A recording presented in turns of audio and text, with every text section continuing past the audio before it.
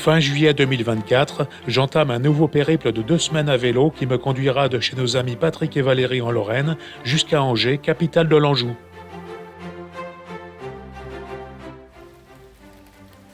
La pluie est au rendez-vous le jour du départ, et après quelques hésitations sur un report au lendemain, nous décidons avec Patrick qui m'accompagne sur la première étape de partir quand même de Toul.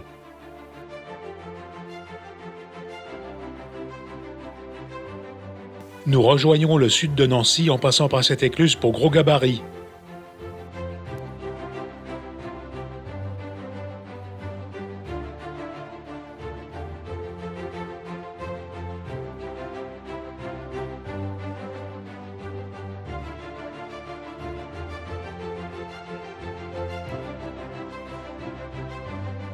La piste cyclable est en parfait état, le temps est très menaçant et la pluie bien drue aura la bonne idée de tomber pendant notre halte au resto le midi.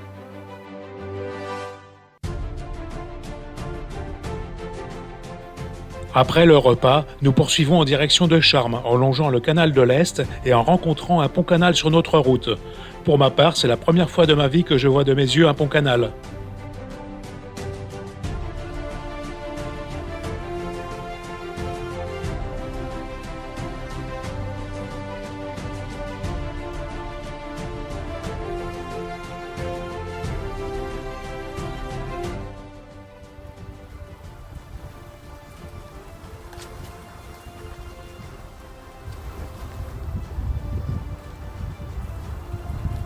Bientôt, le camping de Charmes. Après 70 km parcourus, nous arrivons au camping de Charmes, où j'aurai le temps de planter ma tente avant l'arrivée de la pluie qui tombera toute la nuit jusqu'à 6 h du matin.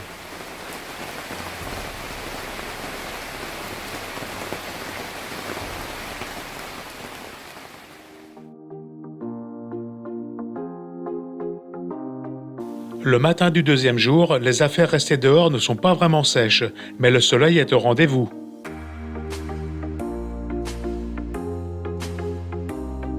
Je prends le petit déjeuner dans cet espace aménagé pour les cyclotouristes et je pars ensuite vers 9h15 sous un beau ciel bleu pour la deuxième étape en direction de Fontenoy-le-Château. La piste cyclable suit comme la veille le canal de l'Est et le profil est parfaitement plat, ce qui rend la progression facile et agréable.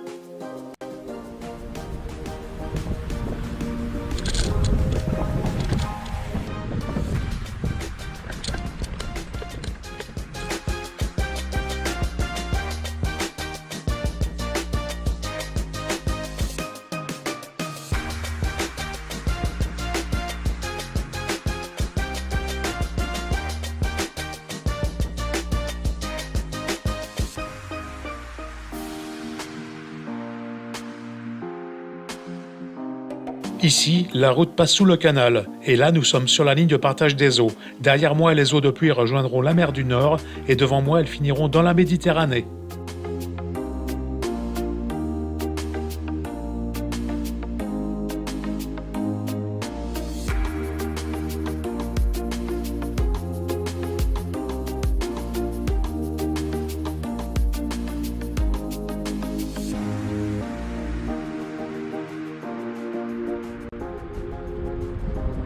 Bonjour.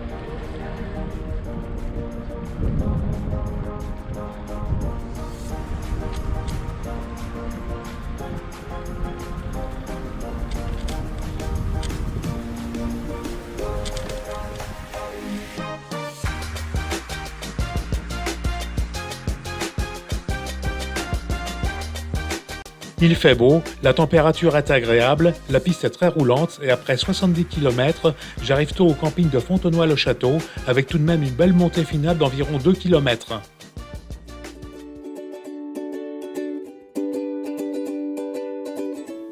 Au départ de cette troisième étape, je pars avec le beau temps et après avoir traversé les rues pavées de Fontenoy, je retrouve la piste cyclable sur les bords du canal de l'Est.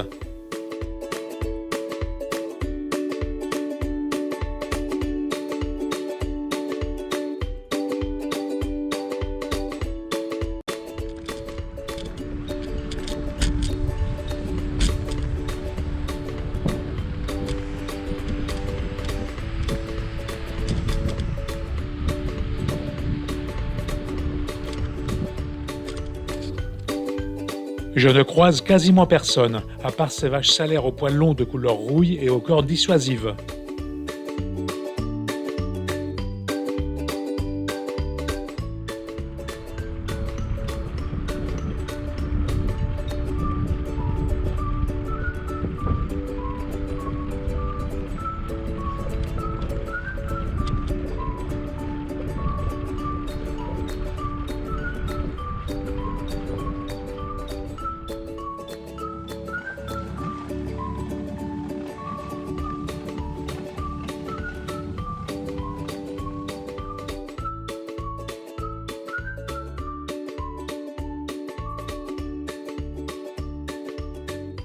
J'avance sans difficulté avec de beaux paysages sous ce ciel bleu et ensoleillé, et je vois souvent des bateaux de plaisance ou des péniches qui naviguent sur le canal.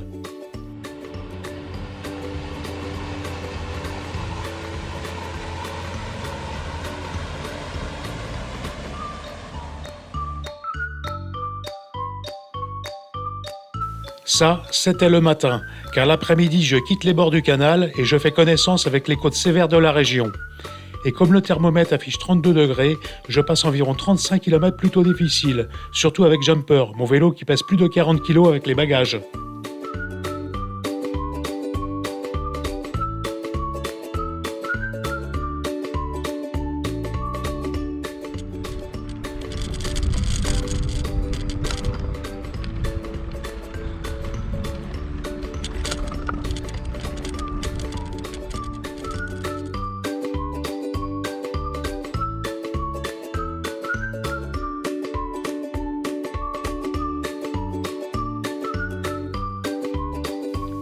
Le camping au bord de l'eau à Say-sur-Saône où j'ai prévu de m'arrêter est complet, mais une petite place m'est trouvée par des gérants vraiment sympas sur un emplacement occupé par une caravane dont la propriétaire est absente ce soir. Le matin du 4e jour, je pars vers 9h30 en passant devant le musée et la mairie de Say-sur-Saône.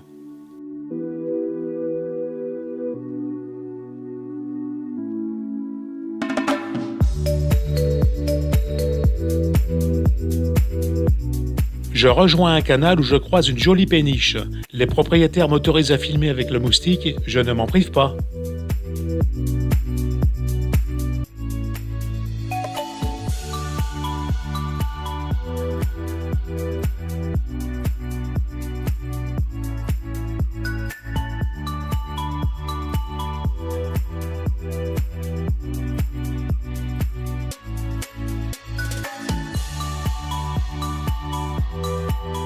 L'itinéraire passe parfois par des chemins un peu moins roulants, mais ceci ne m'empêche pas d'avancer sans effort sur ce parcours parfaitement plat où je suis seul au monde.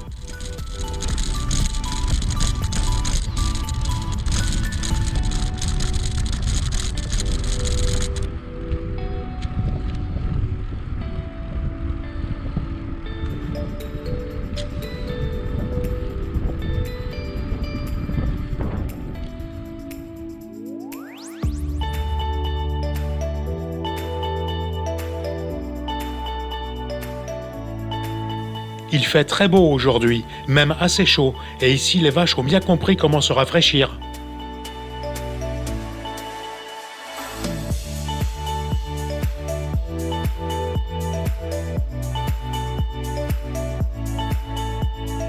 Vers midi, alors que je m'attendais à devoir rouler un bon moment avant de trouver à manger, une base nautique avec son barnum de restauration tombe à pic de façon providentielle sur ma route. Pas d'hésitation à s'arrêter, il fait déjà 31 degrés et une pause à longue fait du bien. Je poursuis mon chemin l'après-midi avec une température qui ne cesse de monter, 35 degrés à partir de 15h et ceci jusqu'au soir.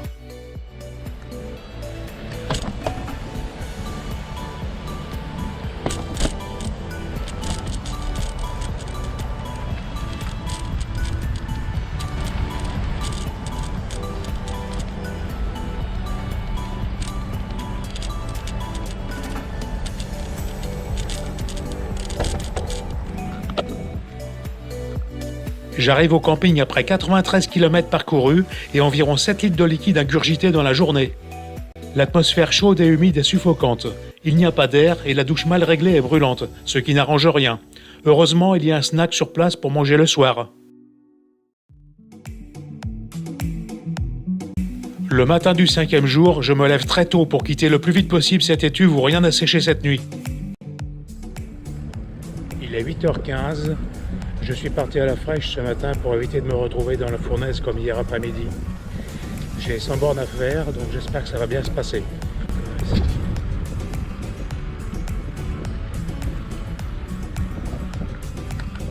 Ici, une erreur d'itinéraire m'enverra sur ce chemin bien cabossé. Le parcours est plat, le cadre est agréable, je suis tout seul et je parcours 76 km le matin avant la pause repas. J'ai bien mis à profit la relative fraîcheur matinale. Et là, un carrefour important entre la Voie Bleue et l'Eurovélo 6 qui doit m'emmener jusqu'à l'arrivée à Angers.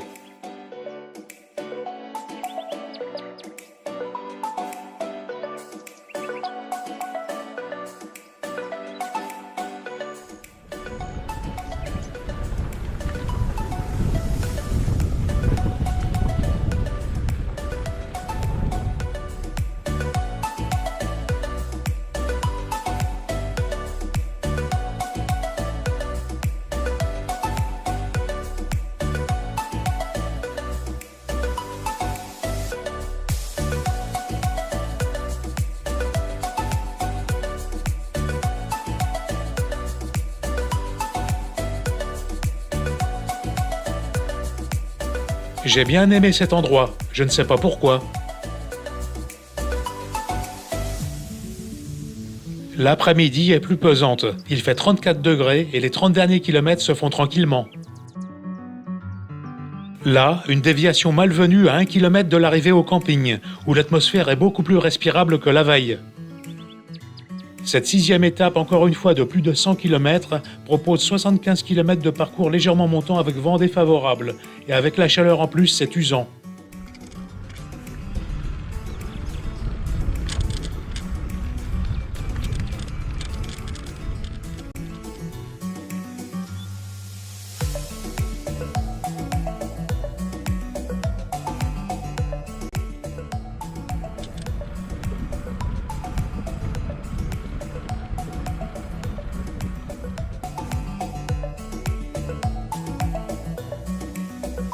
J'appréhende les 30 derniers kilomètres beaucoup plus vallonnés, mais finalement elle a pris du vent, ce qui les rend moins pénibles que je ne le craignais.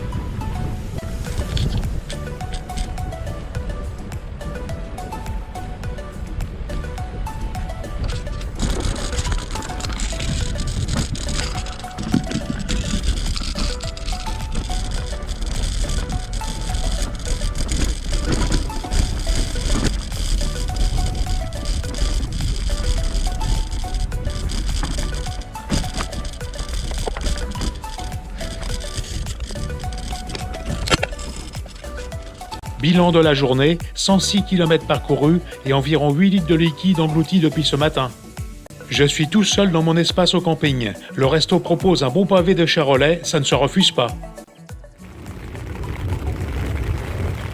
La nuit sera très perturbée par l'orage et une pluie battante.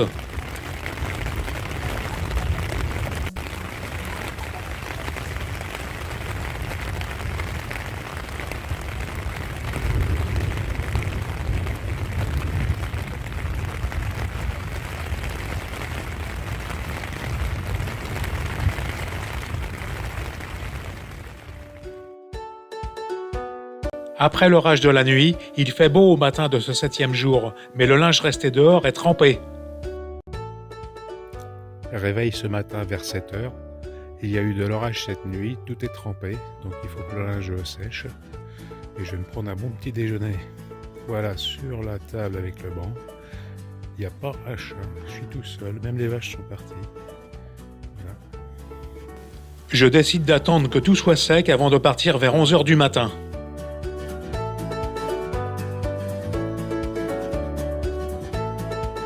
Après 20 km très vallonnés, je retrouve le canal avec beaucoup de débris sur le chemin. L'orage a dû passer par là, gare aux crevaisons.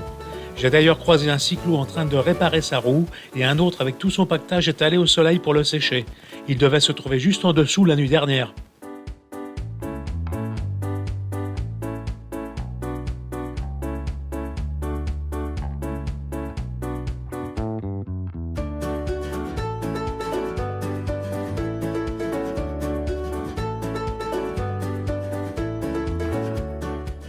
J'arrive ici à Digoin, où l'itinéraire passe sur le pont canal.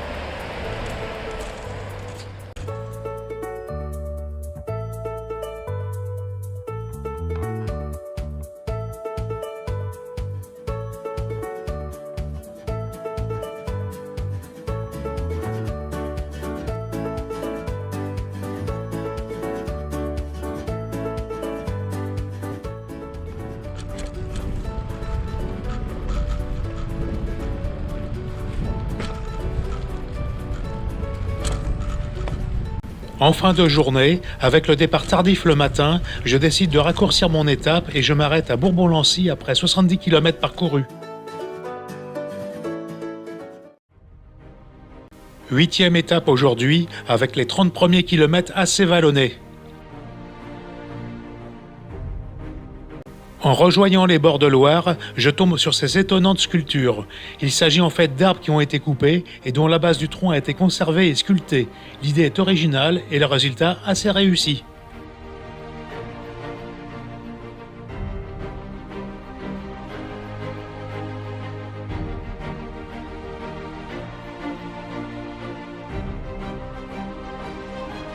Ici, un exemple de petit dilemme. Tout droit ou à droite? La pancarte pas franchement orientée indique entre les deux. Je rejoins un peu plus loin le canal du Nivernais, pour une fin de journée tranquille, sans chaleur excessive, et sur un parcours parfaitement plat.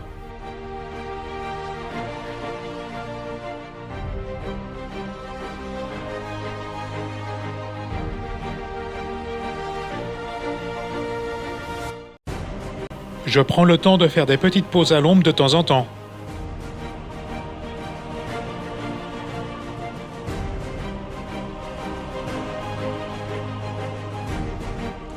Ici, je passe près d'un héron sur la berge à gauche, et pour une fois, celui-ci ne s'envole pas à mon passage. Je m'arrête un peu plus loin et j'arrive à l'approcher avant qu'il ne finisse par prendre son envol.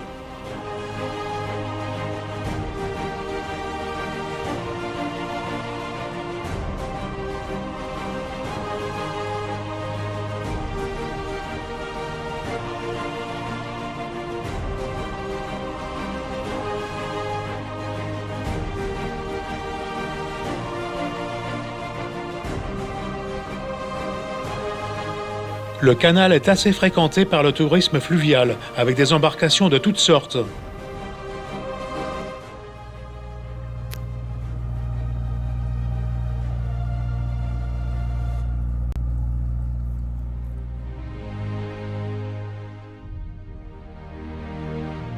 J'arrive assez tôt dans l'espace cyclo du camping de Nevers, au pied du pont qui enjambe la Loire. Le matin de cette 9e étape, je pars tranquillement vers 10h et à la sortie de Nevers, je m'arrête au pont canal de Guétin pour quelques photos et pour sortir moustique. L'endroit s'y prête parfaitement bien.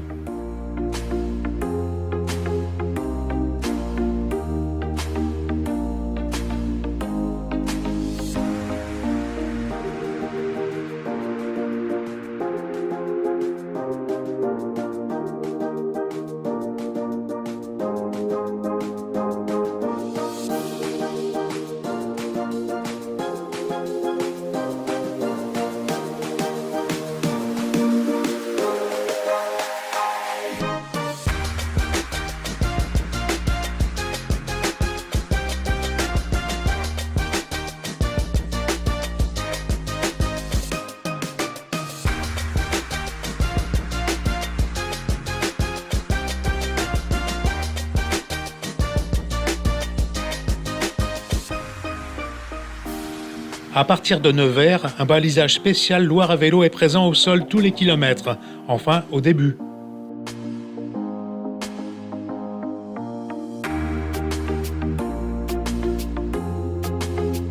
Avec mon départ tardif et cet arrêt de Rhône un peu long, j'arrive seulement vers 14h à la Charité-sur-Loire où je trouve de quoi me restaurer. L'après-midi, je poursuis ma remontée de la Loire sur une piste cyclable aménagée sur une levée, très roulante et complètement plate.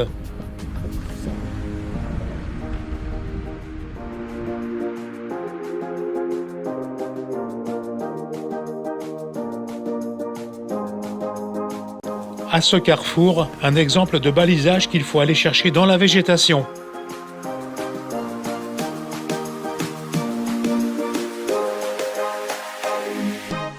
Sur la route, pas grand-chose à signaler, si ce n'est cette Juva 4 de chez Renault, voiture produite entre 1937 et 1960.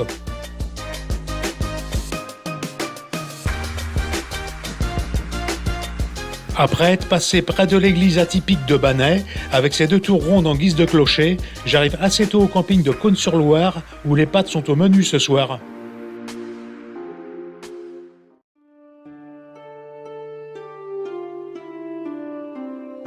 Je démarre ce 10e jour de route sous un beau ciel bleu, sur un parcours longeant principalement le canal latéral de la Loire, avec des passages parfois étroits.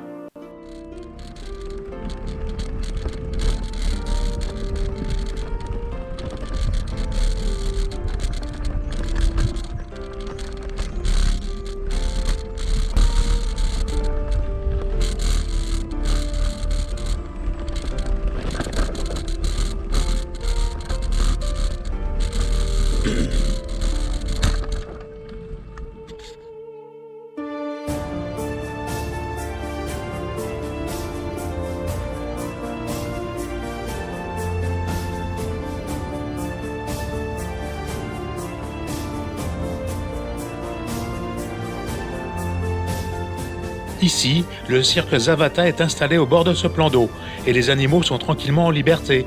Je croise un dromadaire et un chameau sur ma route, on peut dire que c'est pas banal.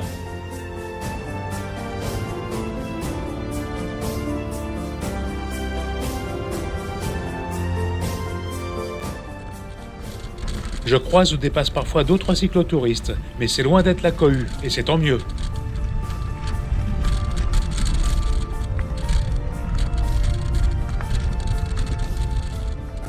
Ici, en bas, nagent 3 cygnes, dont 2 cygnes blancs et, chose plus rare, un cygne noir.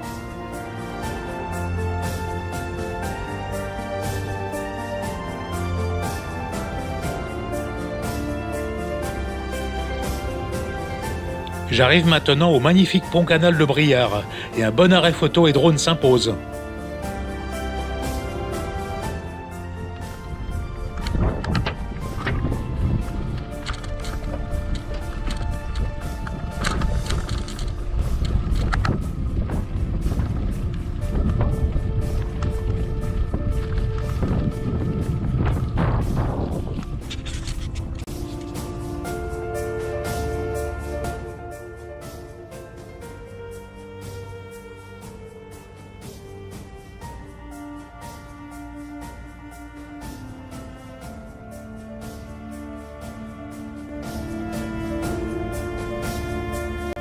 Cet ouvrage monumental est classé au patrimoine mondial de l'UNESCO. D'une longueur de 660 mètres, il a été pendant longtemps le pont-canal en acier le plus long du monde. Je vous laisse admirer ce superbe ouvrage.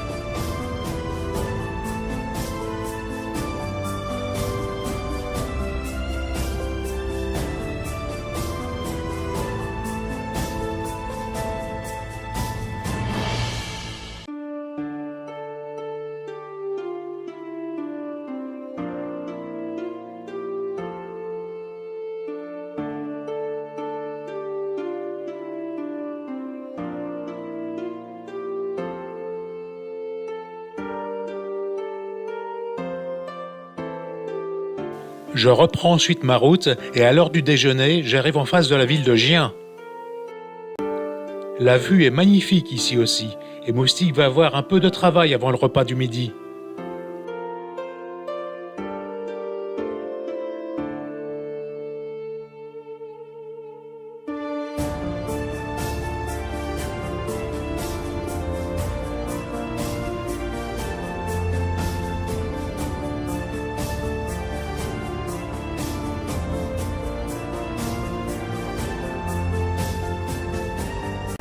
Je suis vraiment gâté aujourd'hui avec tous ces paysages sous ce beau ciel bleu.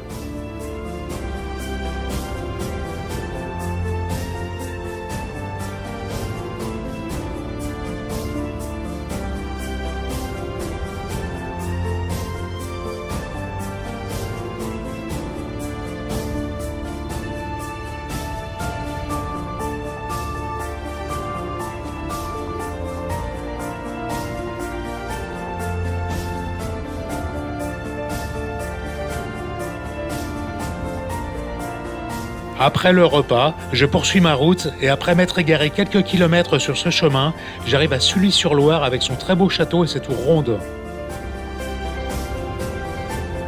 Moustique va une nouvelle fois pouvoir prendre l'air et capturer de belles images.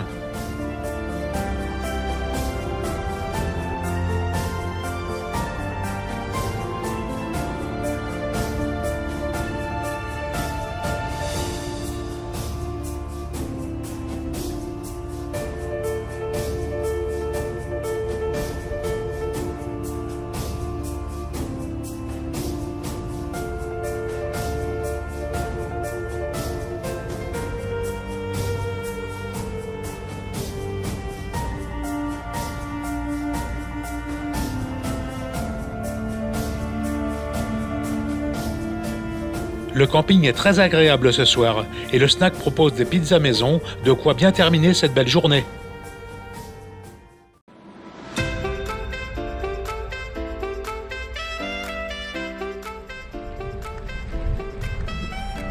Bonjour. Cette 11e étape débute par un long passage en forêt, à l'issue duquel je tombe sur ce drôle d'engin.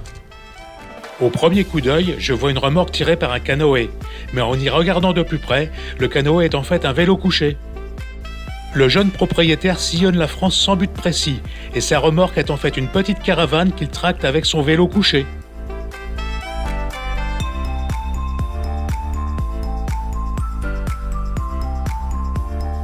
Après cette rencontre insolite, je poursuis ma route en traversant à la mi-journée la ville d'Orléans, qui n'a pas beaucoup d'intérêt. Dans l'après-midi, je roule sur les bords de Loire, avec ici la très belle mairie de Saint-Hilaire-Saint-Mémin.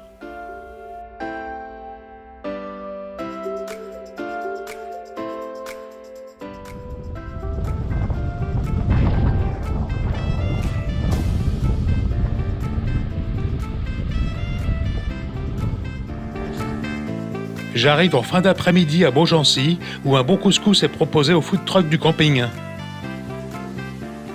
12e jour de voyage aujourd'hui. Il pleut ce matin et je prends le petit déjeuner à l'abri dans le local réservé aux cyclos. Les routes barrées ne me dérangent pas quand il y a cette indication en bas sur la pancarte. Le ciel se découvrant, je décide de faire le crochet par le domaine de Chambord. Le parc est immense et la longue promenade qui se fait normalement à pied, eh bien je peux la faire à vélo et c'est quand même beaucoup mieux.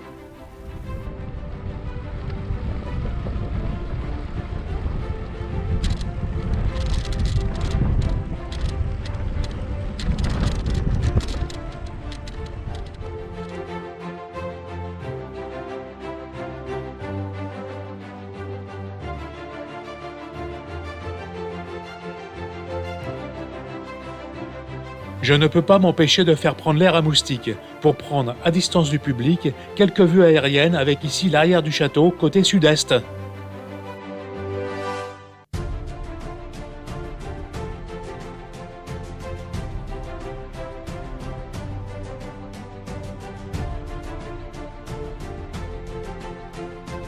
Je renouvelle l'opération sur l'avant du château cette fois, côté nord-ouest.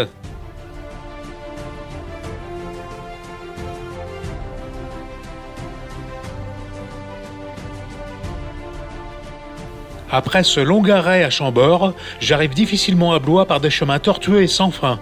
La vue sur Blois depuis la rive opposée est toujours aussi magnifique.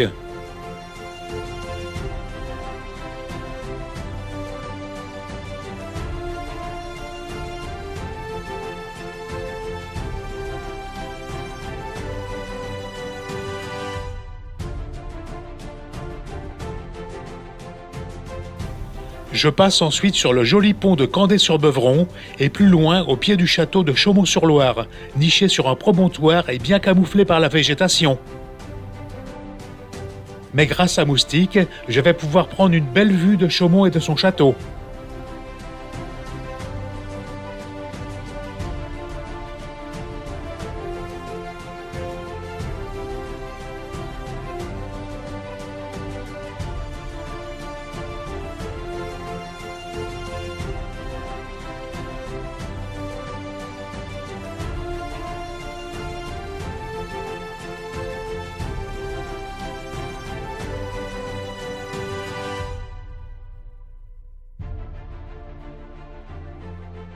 Je devais m'arrêter ici à Amboise, mais le camping est complet et je dois continuer jusqu'à Montlouis-sur-Loire après 112 km parcourus dans la journée.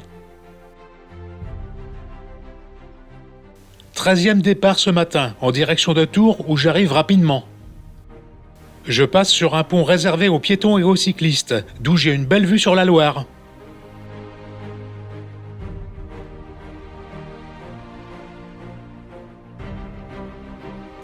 L'itinéraire passe également devant la cathédrale de Tours, puis devant la gare qui mérite toutes les deux un arrêt photo.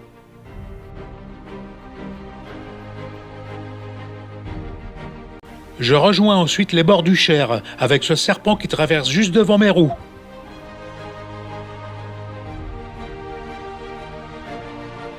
Il fait très beau ce matin, ce qui permet de faire de belles photos bien colorées, avec par exemple ce bateau sur le Cher ou ces champs de tournesol.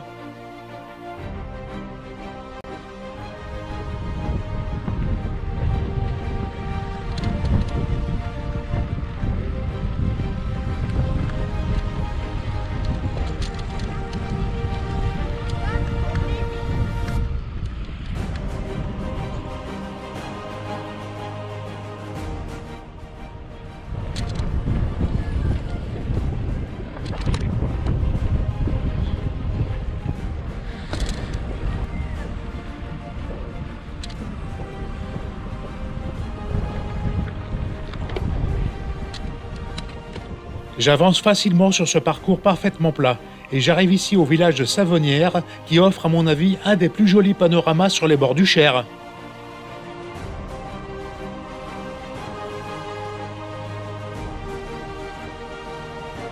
J'arrive ensuite au niveau du château de Villandry, l'occasion d'envoyer Moustique en reconnaissance au-dessus des magnifiques jardins.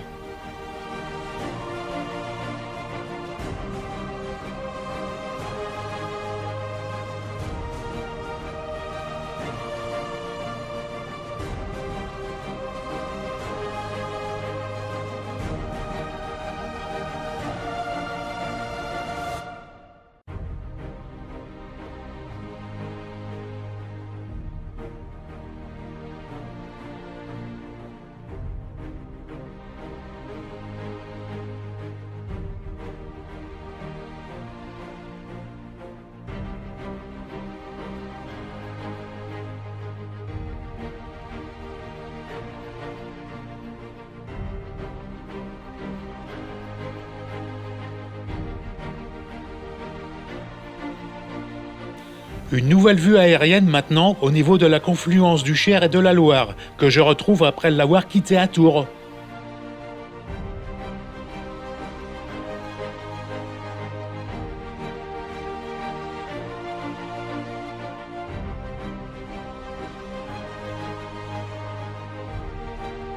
Ici, un secteur pavé de plusieurs centaines de mètres, où on peut heureusement rouler sur le côté, ce qui évite de démolir le vélo.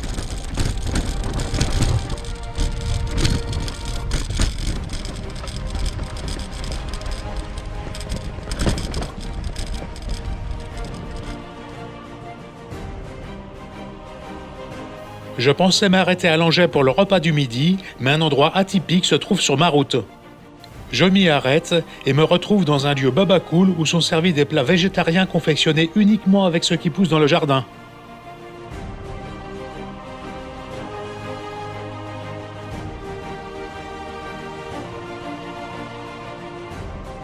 De nombreux cyclos sont déjà là, et le repas est pris à l'ombre sous cet abri.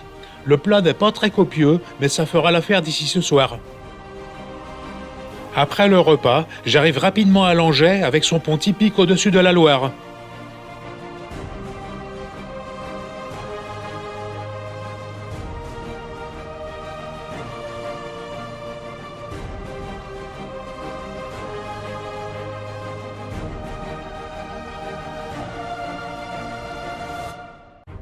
Je poursuis ensuite mon chemin en passant à Bréhémont par une route sans circulation.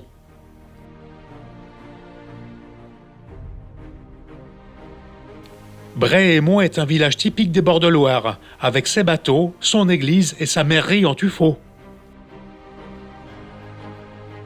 Les points remarquables s'enchaînent, et je suis maintenant devant le château d'Ussé, appelé aussi château de la Belle au Bois dormant. Le château est magnifique vu d'en bas, et Moustique va une nouvelle fois être mis à contribution pour admirer le site du ciel.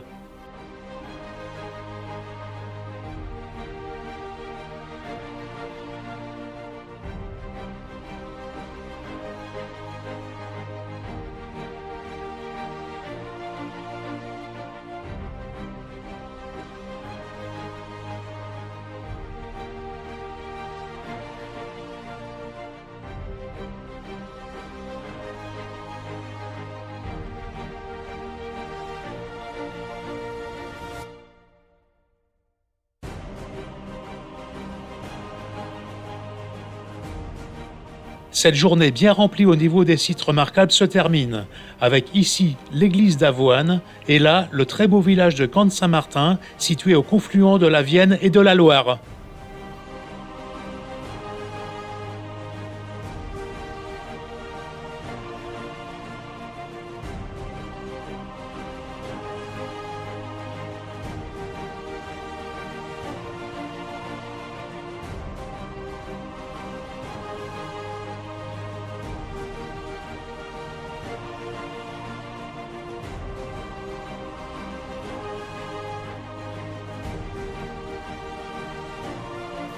C'est d'ailleurs au camping de Camp-de-Saint-Martin que je fais étape ce soir, camping au sanitaire très nature tout en bois. Corinne, une collègue retraitée de la région, est venue me rendre visite pour le repas du soir. Ce matin, départ pour la 14e et dernière étape de ce voyage à vélo entre la Lorraine et l'Anjou. Je suis au pays des maisons en tuffeau, matériaux présents en abondance dans le Saumurois. L'itinéraire passe à travers les vignobles de Semur-Champigny et je choisis cette fois de ne pas redescendre vers la Loire et de rester sur les coteaux.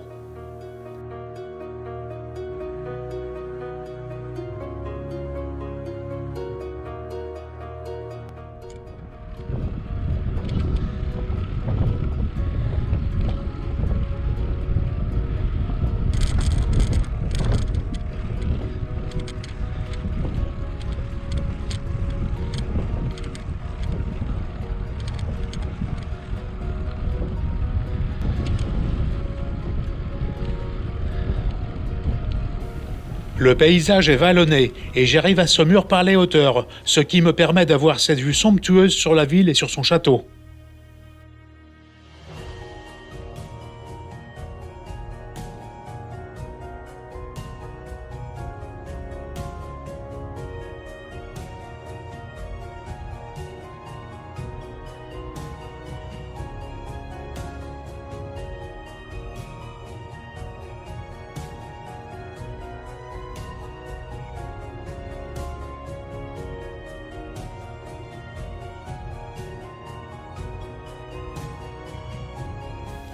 Saumur est aussi renommé pour son école de cavalerie que l'on voit ici.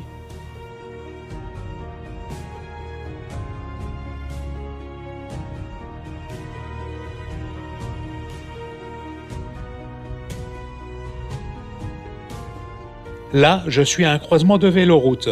La Vélo Française et la Loire à vélo se rejoignent à cet endroit pour un itinéraire commun jusqu'à Angers.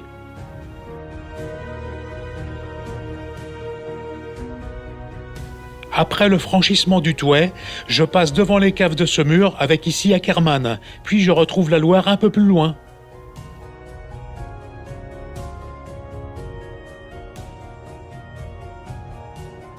Églises et belles demeures en tuffeau font partie du paysage, ainsi que ces bateaux traditionnels de la Loire.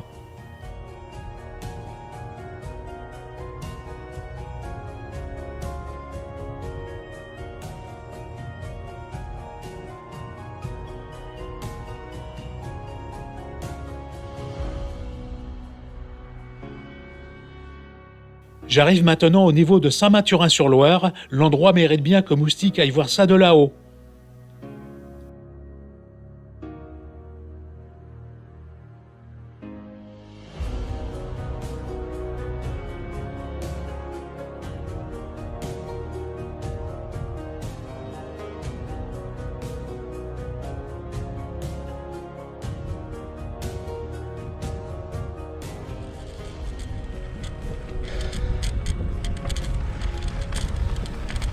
Et maintenant, j'arrive à un autre endroit atypique, c'est la traversée de l'Othion à l'aide d'un bac à chêne. Il y a de l'affluence pour la traverser, et je devrais attendre un peu avant de passer sur l'autre rive.